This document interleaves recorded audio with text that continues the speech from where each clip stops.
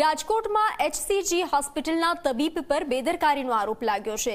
હિરેન મોકરિયાનું બેદરકારીથી મોત થયાનો પરિવારનો આરોપ છે। પોરબંદર પાસે હિરેનને અકસ્માત નડતા રાજકોટ લાવવામાં આવ્યો હતો।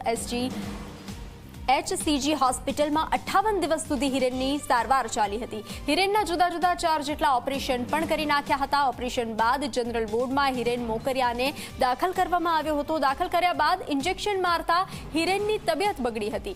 તબિયત લથડતા હિરેનને ફરી આઈસીયુમાં ખસેડવામાં આવ્યો હતો। હિરેનના મોતથી પરિવારજનોમાં તબીબ વિરુદ્ધ રોષનો માહોલ છે। હોસ્પિટલને સીલ મારી લાયસન્સ રદ કરવાની પરિવારજનોની માંગ છે। ગાંધીગ્રામ પોલીસ સ્ટેશનમાં મૃતકના પિતાએ અરજી કરી છે। ગાંધીગ્રામ પોલીસે મૃતદેહને ફોરેન્સિક પીએમ માટે ખસેડ્યો છે।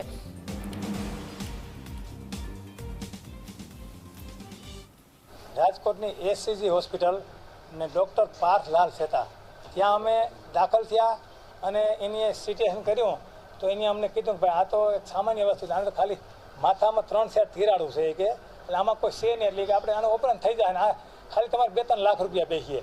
હવે એ દરમિયાન એની મારા દીકરાને 12:30 વાગ્યાની વાત એટલે સાંજે 9:30 વાગ્યા સુધી એક જ જગ્યાએ એમાં જે એને એમરજન્સી રૂમ છે ત્યાં રાખી દીધો। અહીંથી બ્લડિંગ ચાલુ હતું। પછી અમે 7 વાગે રિક્વેસ્ટ કરી, સાહેબ આ તમે આવી રીતનું રાખી દો, અમે માંથી પોરબંદર એટલી સ્પીડમાં આવી એનો તો કંઈ મતલબ નહીં। એટલે એને રાતે 10 વાગે ઓપરેશન કર્યું। ઓપરેશન કરી અને અમે 6-7 દી આઈસીયુમાં રહ્યા। આઈસીયુમાંથી એને અમને જનરલમાં શિફ્ટ કર્યા।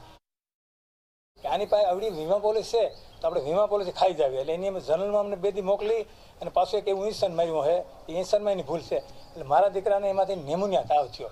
નેમોનિયા તાવ થયો ખતરનાક નેમોનિયા, એનાથી વર્યો નહીં, એટલે દહક દી સુધી એને તાવનો પ્રોબ્લેમ રહ્યો।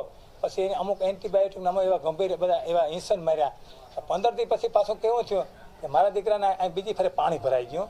એટલે પછી પાણી ભરી ગયું, પોતે તો આવીને એને પોતાના લાલ શેતાનને તો એમ ખબર જ નથી કે પાણી ભરી, બીજા ડૉક્ટરને એક વિઝિટ કરાવતા તો એની આવીને કીધું કે હિરેનભાઈ મુવમેન્ટ નથી આપતો, તો પાછું રાતે ચેક કર્યું ને તો હિરેનભાઈને પાણી ભરાઈ ગયું।